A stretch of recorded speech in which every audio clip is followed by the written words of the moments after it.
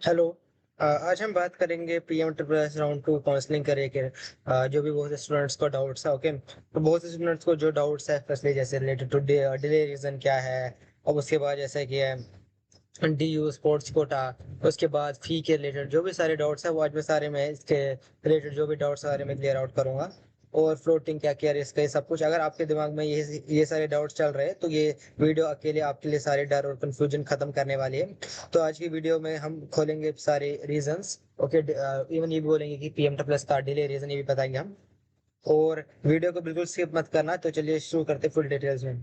तो सबसे पहले बात करते हैं कि सबसे पहले जो क्वेश्चन है कि PM triple plus round to delay क्यों है। ओके, जो फर्स्ट क्वेश्चन है और फर्स्ट डाउट स्टूडेंट्स का यही है कि जो रीजन सबसे पहला जो ये समझते हैं कि पीएम प्लस राउंड में डिले क्यों हुआ। ओके, तो फर्स्टली जो है दिल्ली यूनिवर्सिटी का जो लेट इंटीग्रेशन डिले हुआ। तो सबसे पहले क्या हुआ देखिए, जो दिल्ली यूनिवर्सिटी का था, दिल्ली यूनिवर्सिटी ने का जो उसको जो ये था कॉलेज एलोकेशन, वो आपको मिल गया था, जो आपको राउंड वन में सीट्स मिल गई थी। बट मसला क्या हो रहा था कि वहाँ पे ड्यू का जो था बैक एंड में ये चल रहा था डॉक्यूमेंट वेरिफिकेशन, क्योंकि उनको देखना पड़ता है कि जो चॉइस फिलिंग आपने ड्यू सीएसएस पोर्टल पे की वो सेम चॉइस फिलिंग आपने पीएम टूल्स में की है कि नहीं। अगर सेम निकलती है तो फिर आपको मिल जाती है। ओके, तो और ऊपर से आपको फिर डॉक्यूमेंट वेरिफिकेशन ये सारी चीजें चल रही थी बैक एंड में। ओके, तो दिल्ली एडमिशन ने लेट इंटीग्रेशन डिले किया, और जो डीयू को जो सीएसएस पोर्टल और सीयूटी का डेटा ट्रांसफर सिस्टम है वहां से पीएम टू प्लस कैंडिडेट्स का डेटा एआईसीटीसी पोर्टल पर रिफ्लेक्ट होने में 3 से 5 दिन एक्स्ट्रा लगते हैं।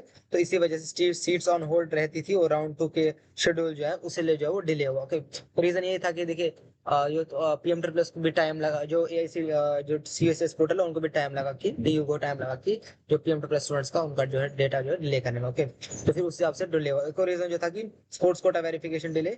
तो स्पोर्ट्स कोटा एलोकेशन के लिए फिजिकल सर्टिफिकेट चेक और मेरिट कैलकुलेशन करनी पड़ती है। जब तक स्पोर्ट्स स्लॉट फॉर्मली क्लियर या सरेंडर नहीं होते एआईसीटीसी टोटल वैकेंसी डिक्लेयर नहीं कर सकोगे। देखिए क्या हुआ कि आपको पता है कि स्पोर्ट्स कैटेगरी स्टूडेंट्स का भी हुआ था इस बार, थोड़ा प्रॉब्लम हुआ था।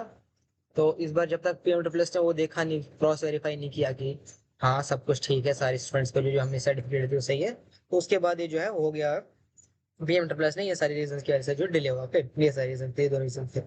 अब बात करते हैं कि और जब बात करते हैं कि जो स्टूडेंट्स ने पूछा है कि देखिए अब एक और क्वेश्चन है कि स्टूडेंट को चॉइस फिलिंग या पार्टिसिपेट करने में, देखिए स्टूडेंट्स को चॉइस फिलिंग या पार्टिसिपेट करने के लिए कोई एक्स्ट्रा, देखिए बोला किस तरह क्या हमें choice filling round two choice filling में हमें कोई फी एक्स्ट्रा पे करनी पड़ती है। ये बात याद रखिए, आपको कोई एक्स्ट्रा फी पे नहीं करनी पड़ती। ओके, आपको कुछ भी पे नहीं करना पड़ता एक्स्ट्रा। और अभी आपको और हो गया ये, कुछ भी आपको एक्स्ट्रा नहीं बनना, कुछ भी नहीं। आपको 1 रुपये ये सारा जो फ्री ऑफ कॉस्ट है पीएम टू प्लस जो सारा फ्री ऑफ कॉस्ट देता है। ओके, तो कुछ भी आपको फी नहीं करना पड़ता। ओके, दूसरा जो है कि सर चॉइस फिलिंग के लिए एक और बार राउंड टू के लिए एक और बार डॉक्यूमेंट वेरिफिकेशन करनी पड़ेगी। नहीं, नहीं डॉक्यूमेंट वेरिफिकेशन नहीं करनी पड़ेगी। ओके, दिखा रहे हैं स्टूडेंट्स को, बट कुछ वेरिफिकेशन नहीं करनी होती, ये बात याद रखिए। आपको कुछ भी डॉक्यूमेंट वेरिफिकेशन नहीं करनी, ये बात याद रखिए। ओके, कुछ भी नहीं वाला। इसके बाद एक और क्वेश्चन जो था कि अगर मेरे फ्लोट कर दूं राउंड टू में, तो क्या गारंटी है कि मेरे को राउंड टू में राउंड थ्री में सी ये राउंड थ्री होगा। देखिए अभी कोई गारंटी नहीं दे सकता, अभी राउंड टू नहीं हुआ तो मैं राउंड थ्री कैसे गारंटी दे सकता। ओके, तो जब राउंड टू होगा उसके बाद ही मैं बोलूंगा कि हो सीट्स जो है वैकेंट सीट्स है कि नहीं, फिर उसके बाद बताऊंगा कि आपको भी हो जाएगा पीएम प्लस का राउंड थ्री जो होगा कि नहीं। तो अभी मैं कुछ गारंटी नहीं दे सकता, जब तक राउंड टू होता नहीं उसके बाद तक मैं कुछ नहीं बता सकता। ओके, और बात करते हैं कि रिवाइज कैलेंडर जो है अब डिले होगा कि नहीं। देखिए हाँ, कैलेंडर जो रिवाइज होगा ही होगा। ओके, देखते हैं रिवाइज कैलेंडर होगा डॉक्यूमेंट। देखिए आपका जो जिन जिन का कैलेंडर है, ओके वो रिवाइज होगा, ये टेंशन मत लीजिए क्योंकि लेट हो गया है आपका ऑलरेडी, तो पीएम से खुद देखिए। अब बात करते हैं ये डॉक्यूमेंट्री वेरिफिकेशन करानी पड़ेगी। मैंने ऑलरेडी आपको बोल चुका हूँ कि आपको डॉक्यूमेंट्री वेरिफिकेशन नहीं करानी है एफडीवी सेंटर पे। आपका ऑलरेडी डॉक्यूमेंट वेरिफिकेशन हो चुका है एक बार, ये सिर्फ एक ही बार ही होता है। ओके, बार बार नहीं करना पड़ता। ओके, उसके बाद इन पर्सन जैसे बोला कि बहुत स्टूडेंट्स ने कि सर हमें कॉलेज में खुद जाके रिपोर्टिंग करनी पड़ेगी कि नहीं। हाँ, खुद जाना, फिजिकली रिपोर्ट करना पड़ेगा कॉलेज में, डॉक्यूमेंट वेरिफिकेशन करानी पड़ेगी और सारे अपने डॉक्यूमेंट जो अपलोड करने पड़ेंगे। उसके बाद फिर आपको स्कॉलरशिप जो है पीएम एनएसपी स्कॉलरशिप जो है वो भरनी पड़ेगी। ओके, एक और जो डाउट है स्टूडेंट का कि स्कॉलरशिप डिसबर्समेंट टाइमलाइन कितना है। देखिए आपका जो स्कॉलरशिप है उसको टाइम लगता है आने में। देखिए अगर आपका इस बार अगस्त में होता है सिलेक्शन, अगस्त या अगस्त सितंबर में, तो नेक्स्ट ईयर की आप समझ लीजिए 2027 के अब मार्च अप्रैल में आपको स्कॉलरशिप आएगी, ये बात याद रखिए।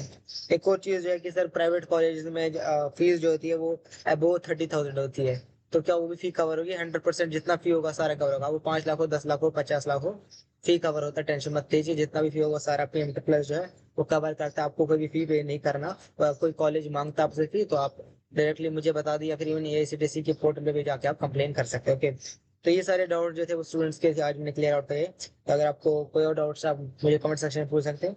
और टारगेट रखते हैं 30 क्यूज का, अगर 30 क्यूज क्लियर आउट हो जाते तो मैं आपके बाकी सारे डाउट्स भी क्लियर आउट करूंगा। Thank you.